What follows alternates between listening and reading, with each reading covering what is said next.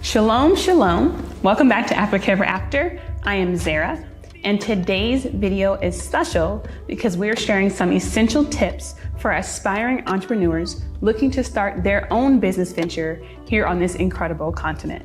So whether you're dreaming of starting the next big thing or just establishing a local enterprise, we have some valuable information to share with you to help guide you along your path. So grab your notebooks and let's embark on this exciting journey together.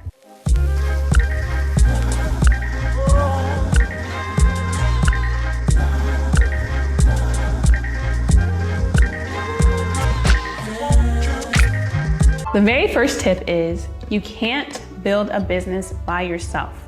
Get support. And what I mean by that is you'll need support, whether it be someone praying for you or someone to help you do the negotiations, especially if you're foreign to the country that you are doing your business in. You will also need support as employees or even business networking. Shout out to Kinganda. We went to their networking event and we found so many people who were able to help us along our journey, especially as we gear up for the marketing part of our business. We were able to find a lot of people who are able to help us with those things. The point is, you cannot do this by yourself. In the States, I was a solopreneur, and I was able to do that because my businesses were ran online. But what I'm learning here is that it's so much more difficult to do things by yourself because a lot of the things that I have to do, I have to show up in person. I can call and I can WhatsApp people, but it's not the same as when I go in. I'm able to find out more information when I go in and talk to people, and I'm able to get what I need to get done a lot faster in person. But if I'm doing all of these things in person, like going to different government bodies, or what else am I doing? Seeing different media groups. If I'm doing all these things, I need somebody else who's working, doing the other things that need to be done for the business, because those kind of things take forever. So I'm so grateful for the business partner that we were able to find here, Gloria and Felix, because they're able to help me get the day-to-day things done so that way I can focus on some of the bigger things that maybe they're not able to do. My second tip is don't be dusty. Learn the rules, the laws, and the regulations, and then follow them. Please don't be here, y'all. Please don't come here and embarrass us as a group and be dusty. Make sure your visas are in order. Please make sure you register your business. If you're in food, make sure that you're getting certified to do these things. Because first of all, when you do things by the book, the process is a lot smoother. Like, at least for us, we're in food manufacturing. So when we go to different grocery stores or we go to hotels and restaurants, because we have our certification, or because we're getting our certification, the process goes a lot smoother than those people who are just out here. I mean, our kitchen is inspected by UNBS, which is the Ugandan Board of Standards. So a lot of the things that, we have a lot more things that are open to us because we're doing things the right way.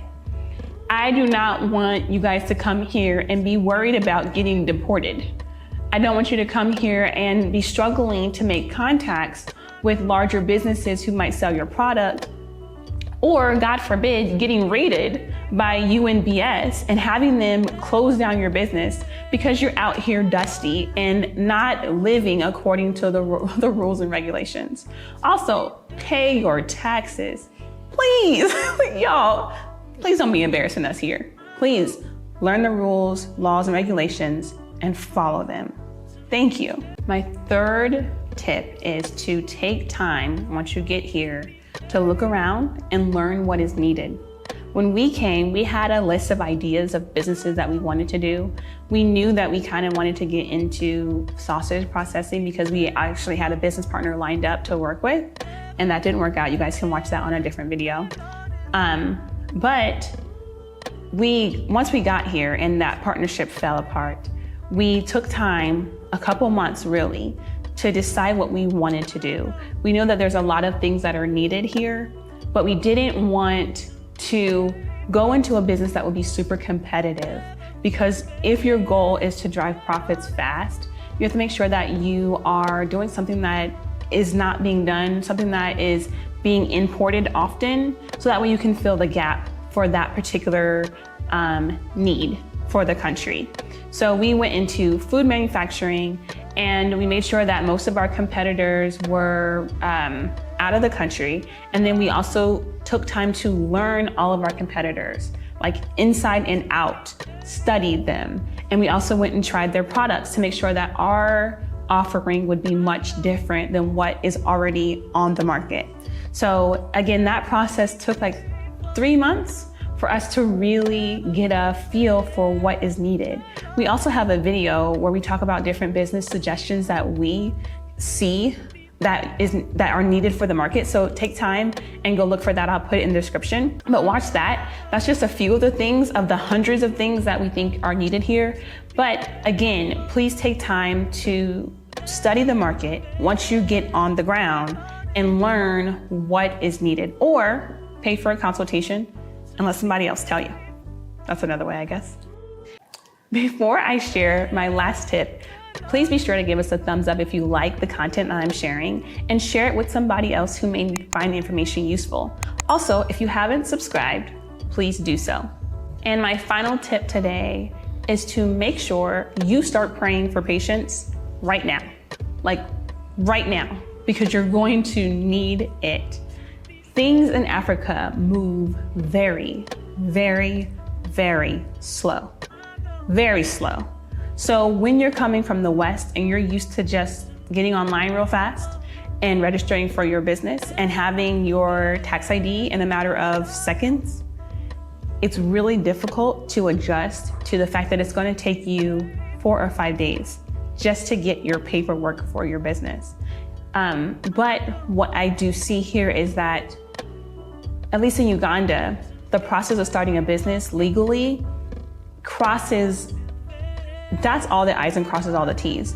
So you have a legal document that is enforceable immediately. They make sure that the government is aware of your business and that they know who all the investors are.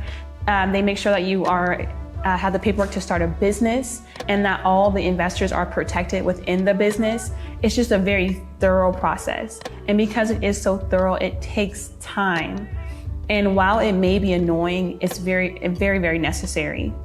But beside from the government, dealing with vendors and just different people that you're going to need in your business, you can expect to call and they not answer, WhatsApp them, and it takes them like 2 days to go through the entire exchange to find out what you need. It just takes a while. I hope that businesses start to move a little faster, because some clients I could see would get bored with that process and just decide to find somebody else who's a little bit more with it. But you will have to have patience in dealing with other businesses here. So again, pray for patience starting this very second, because you're going to need it. And then also ask all your friends to pray for you too. I hope you enjoyed the tips that I gave today. But if you are from the diaspora and you're coming to Africa, please be sure to give whatever tips you have in the comments below. We have a community that really enjoys communicating in the comments.